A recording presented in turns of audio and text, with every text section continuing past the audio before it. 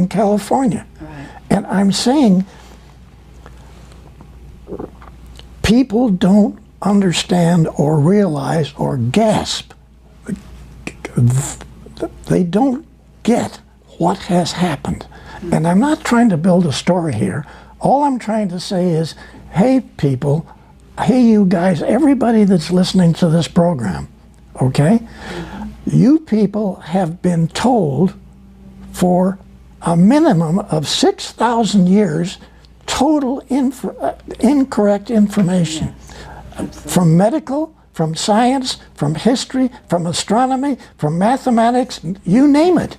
Everything you've told. Yes. I really appreciate you. Yes. This is a lie. I hear you. It's great. Can I ask you one thing about these operatives who went into Germany to get this information? Did they, we know they were spies from your description, but so they were undercover, so to speak. Yes. And they must have seen the craft with their own eyes as well. Yes. Correct? Yes, absolutely. Okay. So in some cases they were working on the craft even. They actually got on board, got inside. All right. They took photographs inside, stuck them in some place, and managed to be part of the package that was delivered to Admiral Ricobata. Incredible. Now, what do you think? First of all, you're telling me Forrester had contact, and his contact was with the Nordics. They chose him. But was Ricobata in contact? Or you said he sat there and just shook his head and said, I don't believe you. So he was not a person who had had any contact himself. You're referring to Admiral Ricobata? Yes. To me, he was selected, period, by the Secretary of the Navy over all of the standard admirals who had been educated in Annapolis. Because he had an open mind. He had a mind that would not have been controlled by the misinformation that every university on the planet has given. Was that your personal take on him when you met him? No, not when I met him. Later on, this was obvious, okay? But then, who's Billy Tompkins? Why did who selected Tompkins to be on this committee? Right. Because I get pulled out of high school in the first year, halfway through the first year, the Navy pulls me out and puts me through boot camp. And then my orders say, report to Commander so-and-so, Naval Air Station San Diego. I'm only saying, I don't have a doctor's in these degrees that are required for all of these studies. Right. I don't have. Right. But then, my mind wasn't clouded with misinformation like the Admiral. Okay? Okay, but to get back to you, and this, we've got this setting of this conference table, and you're sitting next to Ricobata, and eventually you deliver out all these packages around well, what becomes the secret space program, but the American. And did you take some to Britain? No. I only took facilities to United States secret facilities. All right. Now, right away, I want to hit you with this, and this is important. Okay. Even the document that was on Rinse Radio last night, it's a Douglas document that was put together inside the secret think tank at Douglas, where I went to work many years after the Navy, okay? Because I worked for Northrop and other people. But when I got into Douglas, they put me in this secret think tank. So that document is called, it's a big thick thing, and it has the Douglas logo on the front of it, and it's called Unconventional Propulsion Schemes, okay? And it doesn't have a confidential stamp on it. It doesn't have a secret stamp on it. Everything that we took, I took. I flew in the airplane, in the Admiral's airplane, to Lockheed, to Naval Air Development Center, Warminster, Pennsylvania. I flew to all the top secret facilities. Not one document that was given had classified in any way given to them. Everybody knew it was way above top secret. Yes. No document was stamped. I hear you. Yeah, and I had heard that on one of the other shows. So the idea being that if it wasn't stamped, people wouldn't notice it. They wouldn't make a big deal of it. Yes. It would just pass through hands. If anyone whose eyes caught sight of that document accidentally, they wouldn't see it, Yeah. so to speak. But it's an interesting way to handle the most classified Yes. subject on the planet. Absolutely. Well, actually, quite ingenious, really. So again, but I want to get back to you, because here you are. You're a kid at this point. I mean, right out of high school. I'm 18 now. 18. Okay, so you're 18 years old, but they've chosen you. I assume Forrestal and the Nordics chose you. Did you already have contact with the Nordics before you went into this program? Okay, let's go back to February 1942. Okay? Okay. They call it the Los Angeles sighting. What took place, actually, my mom was back east, and my dad, my brother, and I had rented a large apartment in Long Beach and California. And this was in a large home that had been broken into 4 apartments. So the second floor actually is 30-foot ceilings down below. So the second floor then is real high. Okay. And all the way across the back of this house, it's only 4 blocks from the ocean in Long Beach. All the way across the back is a great big balcony deck. So at about 5:30 in the evening one day in 42, my dad says to my brother and I, who were laying on the floor looking at the newspaper and the magazines, "Get up and come back here to the deck."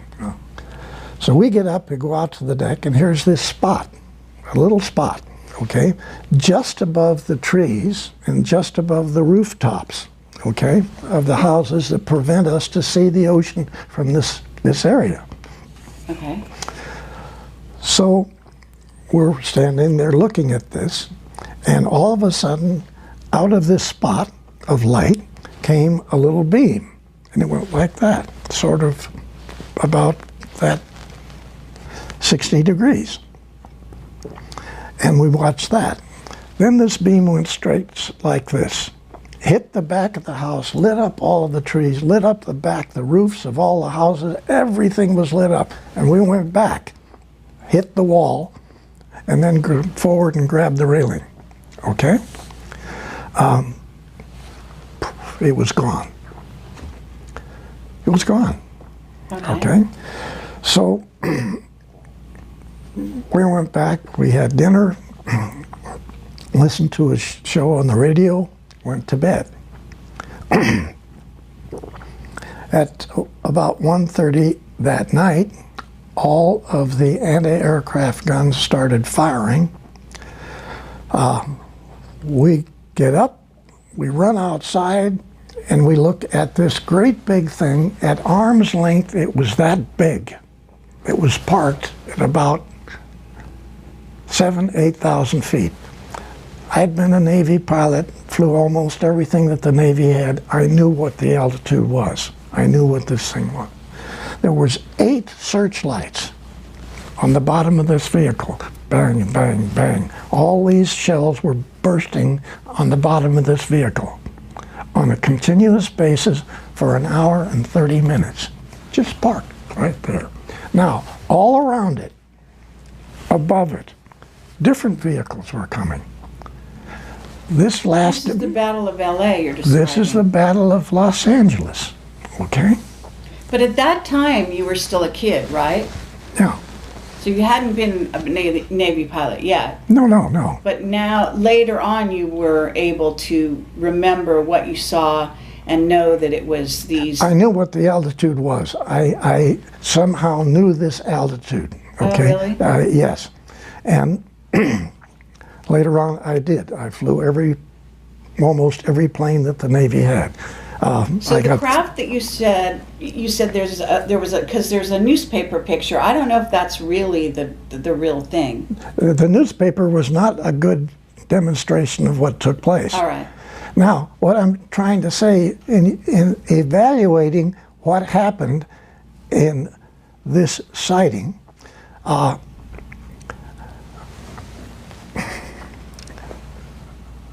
you have to visualize dozens and dozens and dozens of different shaped vehicles. This great big one parked right above you, right over Long Beach, okay? Everybody is outside looking at this and watching it.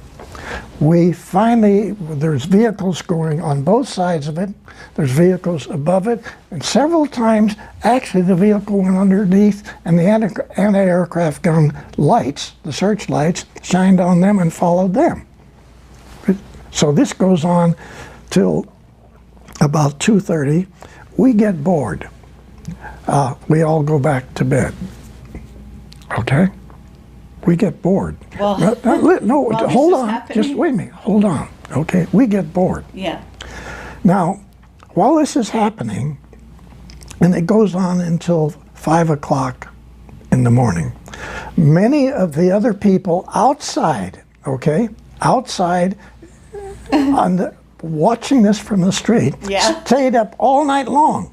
Yeah. Okay, but better than a movie. Okay, no, wait a minute. Just listen now, on the other side of your planet, at this same time, the Germans were bombing London. Oh, wow. Oh my gosh.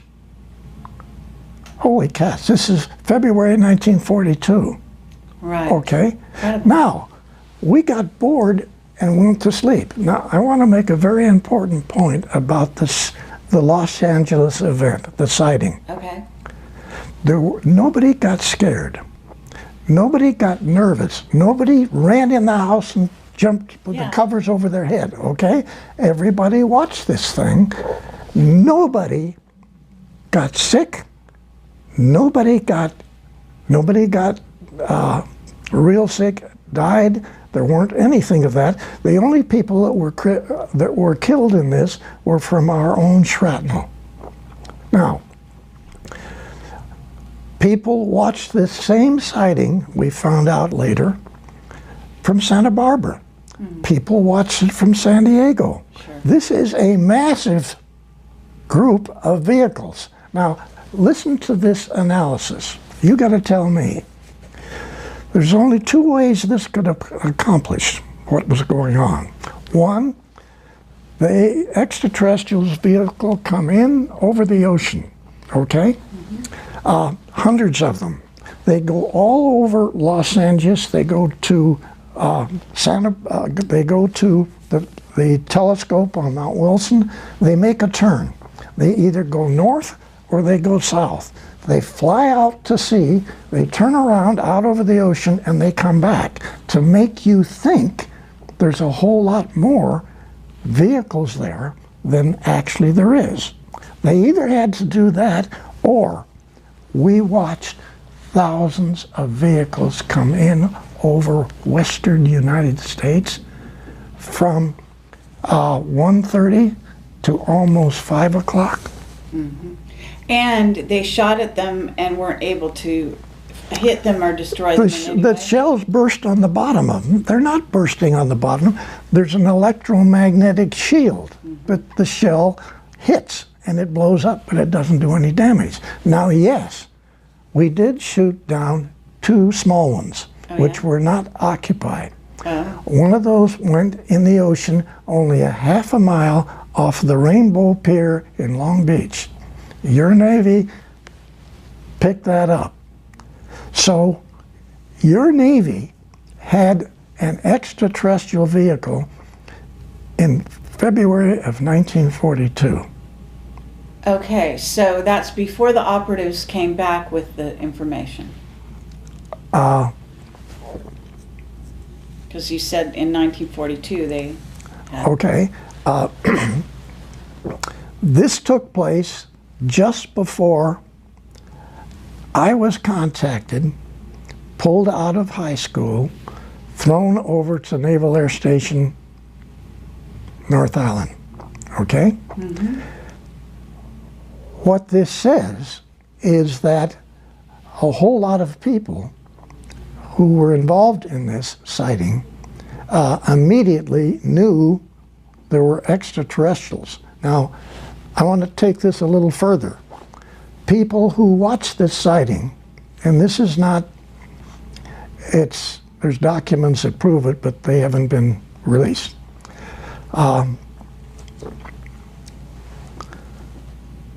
Two Navy admirals, two Army Air Corps generals, and an individual whose name is Donald Douglas Sr. Those 5 people were in meetings that evening. They were still in meetings. They watched this whole thing. They watched everything.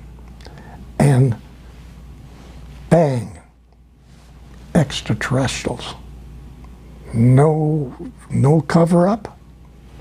They're real, okay? So those fellows got together. Okay. Just a second.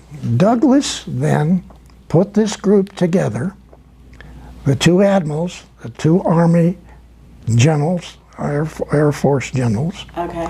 and they put together a group of people and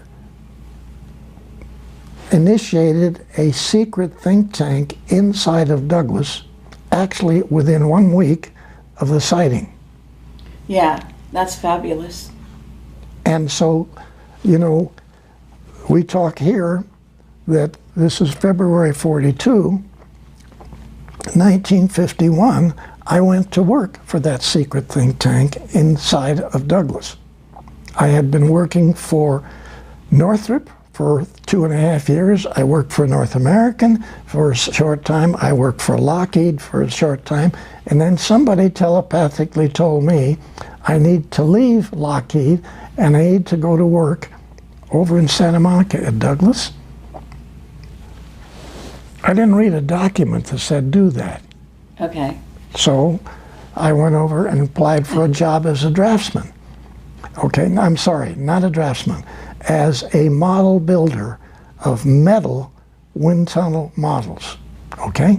Because remember, I had built a group of models Right. over quite a number of years. Yes. But I still, I mean, I want to make sure that we have this, the LA sighting, the LA Battle of LA, because that was so amazing. And this is even prior to Roswell. Yes. Okay. And in essence, are you able to say who those other people are? Because you said Douglas is one of them. But the other admirals and generals that were in that meeting, that small meeting, watching all of this, who then put the secret think tank together, who they were? Is one Curtis LeMay? I mean... Yes. Okay. Bobby Ray Inman, was he alive then? I don't even know. He was just a kid then. So he wasn't. But Bobby Ray Inman later on became the #1 Yes. admiral. Still is. Yeah. But I'm just saying, he, 26 years, he ran with the ball. Right. Okay? Yes. And he knew what he was talking about. Yeah, oh, absolutely. So, okay, but did you know, the Battle of LA is going on, but at the same time, did any of the ETs in that craft, I mean, and do you know which ETs were doing this? Was it the Nordics? Did any of them, you know, teleport down to meet anybody? Was there any reported encounters during those let's go 24 hours? Let's go back to Douglas Sr., 2 Navy admirals and 2 Army Air Corps generals in a meeting. Okay? They had been in meetings all day long. They were still in meetings. Right. Because it's only 7:30. I mean, come on. So they watched this event, and they immediately structured and organized this group of people, pulling in all of the top scientists they could pull them in, put them inside a secret area, inside of an aircraft company. Douglas Sr. did this, so you got to give him credit Yeah, sure. for this. Now later on, we had a lot of problem with his son in there because he didn't know what was going on. But Sr. was brilliant. He put this organization together, which ended up being a major organization later on, studying extraterrestrial, and is still studying it. So are you saying that was the beginning of MJ-12? Yeah. In a word, yeah. Excellent. Yeah. Okay. Was Forrestal one of the admirals in No. that meeting? No. Was Rickabader? No. So, are you able to tell me the other players in that room? What we know the beginning of MJ-12, actually. We know some of these players. Vannevar Bush? No. I just assume sort of Von sidestep Karman? that. Yeah. I could go on. Yeah. Okay, I just assume All right, fine. kept No that one problem. aside. Okay, so we've got that, but you didn't answer my question. Was anyone having contact? Any Okay. high-level people contacted even before the event happened, in fact? Okay. My understanding on this was that nobody came down, nobody talked to the people that were in these vehicles, but probably thousands of people telepathically got information, okay? Okay. So the bells were rung in hundreds and hundreds and hundreds of people. And you were one of them? I just happened to be one of them, I think. I can't prove it, but somehow, Well, I mean, this is a good time to ask you. I mean, are there other guys like you? Because you Oh, yes, seem very to be definitely. one of a kind. yeah, no, there's a lot of other There's a people. lot of guys like you in Yes. this secret space program who were somehow contacted and have had special guidance and knowledge on how to build and what to do. Yeah? Yes, yes. Others. Yes. And have you met them? Really, I've only met three other individuals of what are probably hundreds, okay? Really? And And they're all quiet to this day. yes. Now, I think one of the thrusts that you probably have, and that many people now are hoping that the disclosure information will get these people to come out and talk about their involvement. Sure. Okay? Right. That's what collectively we're all trying to do. Because there's many areas that I don't know about and that I was not involved in, which are extremely important.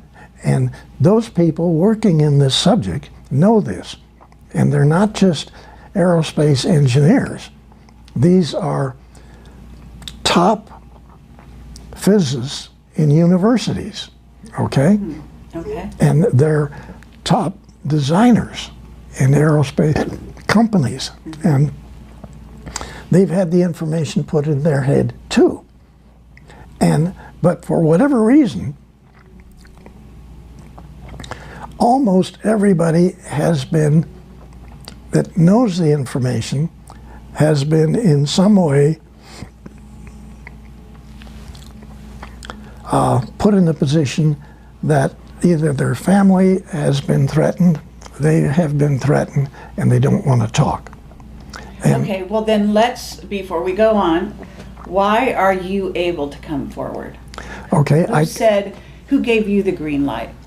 okay, I can't answer that. All I can say is that the easiest way for me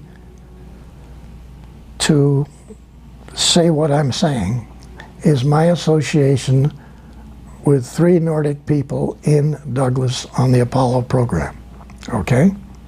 I worked with these guys, 2 young ladies and 2 really good-looking Nordic guy. All right. And